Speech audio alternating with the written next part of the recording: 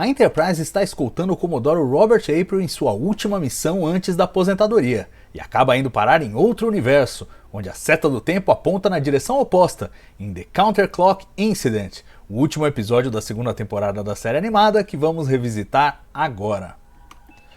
Bom, The Counterclock Incident é uma história fantástica, eu gosto muito e ela é muito cheia de referências. Logo no começo a gente já vê uma série de coisas que apareceram na série clássica ou que tem relação com a série clássica. Por exemplo, a flor de Capella 4, planeta de Friday's Child, episódio da segunda temporada, ou a supernova de Beta Niobe, que foi vista em All Our Yesterdays da terceira temporada, ou a mais obscura das referências à presença do Comodoro Robert April, que é o primeiro comandante da Enterprise e é apresentado aqui na série. É óbvio que isso não estava estabelecido no cânone, a gente só tinha as referências de The Menagerie, que diziam que antes do Kirk o capitão tinha sido Christopher Pike, mas o roteirista desse episódio olhou cuidadosamente The Menagerie e viu que dava para encaixar mais um capitão e foi buscar o nome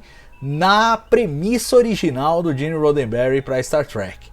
Fantástica busca, claro, ninguém tinha acesso ao documento original naquela época, mas havia um livro, The Making of Star Trek, que foi publicado pelo Gene Roddenberry e pelo Steven Whitfield, que contava a produção da série clássica e tinha lá o nome do Robert April. Aí ele pescou esse nome e colocou no episódio. Bom, quem foi ele? Quem foi esse escritor tão obviamente fã da série?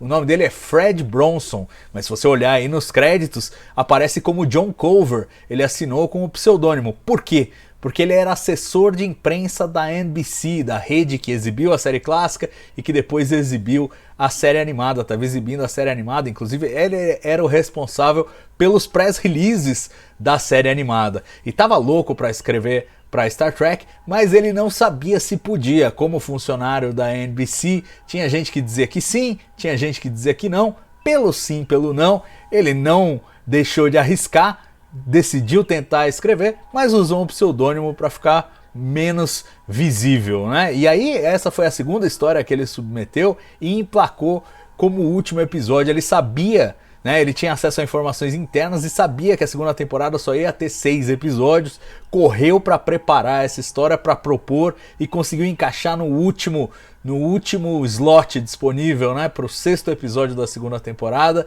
E olha, eu acho que esse episódio tem um sabor sim de final de série. Acho que ele foi bem pensado e ficou muito bem nessa posição por conta de todas essas referências e de uma aventura com muito sabor de Star Trek, não só no ponto de vista da trama, uma trama de ficção científica interessante, mas também da mensagem, né?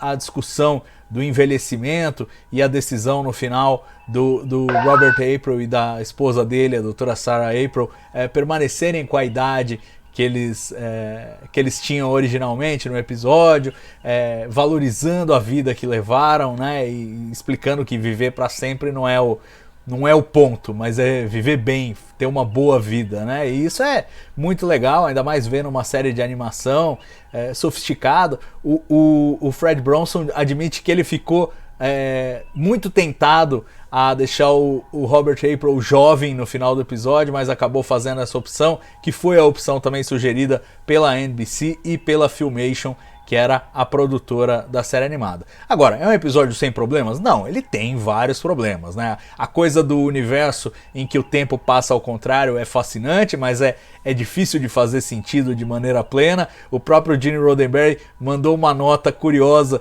que mostra bem, de forma bem humorada, os problemas disso, quando ele perguntou pro roteirista: escuta, como eles fazem xixi lá nesse universo? Pensando na coisa do tempo fluindo ao contrário. Então realmente tem problemas, né? O próprio uso do teletransporte como forma de resolver a trama também é um pouco angustiante. Já tínhamos visto em 2 episódios, The Lorelei Signal e The Tragedy Incident. Nos 2 episódios a resolução vem com o teletransporte para restaurar a tripulação, e aqui pela 3ª vez em apenas 22 episódios da série animada a gente tem o teletransporte salvando o dia. Mas ainda assim tem uma premissa interessante, é divertido ver os personagens rejuvenescendo, essa ideia é muito legal, e o que impressiona ainda é a atuação, sobretudo do William Shatner e do George Takei, como Kirk e como Sulu, conforme eles rejuvenescem. A forma como eles emulam vozes mais joviais é muito legal. O Leonard Nimoy marcou toca aí, porque a gente vê que visualmente o personagem vai rejuvenescendo, mas a voz dele não. O problema é que o roteiro dizia que ele envelhecia mais devagar, e por essa circunstância também ia rejuvenescer mais devagar. Ele manteve a voz normal dele, mas a gente vê na animação, que é feita posteriormente, né, depois da gravação, a gente vê que eles desenharam o Spock um pouco mais novo, talvez a voz devesse acompanhar. São problemas de produção, mas vale destacar ainda o bom trabalho do James Doohan como o Robert April e a Nichelle Nichols, que além da Uhura faz aí a Sarah April e faz a Carla 5, a Carla 5, né, a personagem alienígena. E no final das contas eu acho que a gente tem aí um belo final para a série animada. Pena que foram apenas 22 episódios, mas certamente 22 episódios que merecem ser lembrados pela colaboração que deram para o cânone de Jornada nas Estrelas.